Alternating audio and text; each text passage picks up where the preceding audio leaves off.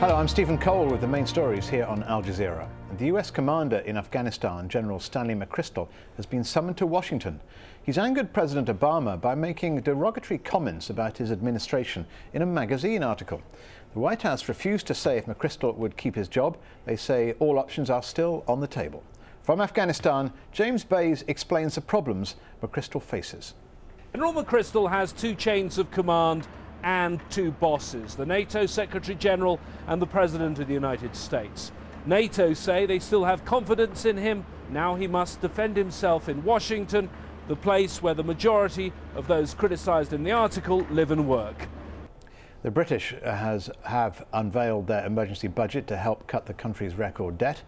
There were demonstrations in London as the UK Finance Minister George Osborne announced an increase in VAT. The goods tax will increase from 17% to 20% at the beginning of next year. The budget includes spending cuts and tax rises, including a 25% cut to government department budgets over 4 years. A roadside bomb has gone off in Turkey's biggest city, Istanbul. At least 5 people were killed in the attack, which was aimed at a bus. A group linked to the Kurdistan Workers' Party says it was behind the explosion. And it comes after an increase in fighting between the PKK and the Turkish army. Almost 100,000 people have been made homeless after severe flooding in Brazil. At least 40 people were killed after torrents of water swept through towns in the northeast. President Lula called on the country to get behind the relief effort. The international envoy to the Middle East, Tony Blair, has told Gazans the amount of goods entering the Strip will triple within weeks. Hundreds of lorries are waiting to cross into Israel with supplies, and officials say they should be able to handle over 100 a day.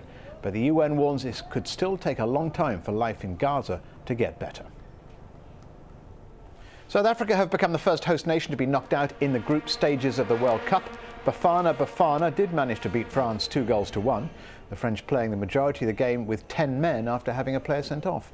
But that still left them in third place behind Mexico, who go through on goal difference. France are also out. And don't forget, you can watch Al Jazeera online. Go to our website, aljazeera.net/English, and click on the Watch Now icon. Well, those are the top stories on Al Jazeera. I'm Stephen Cole, and goodbye to you.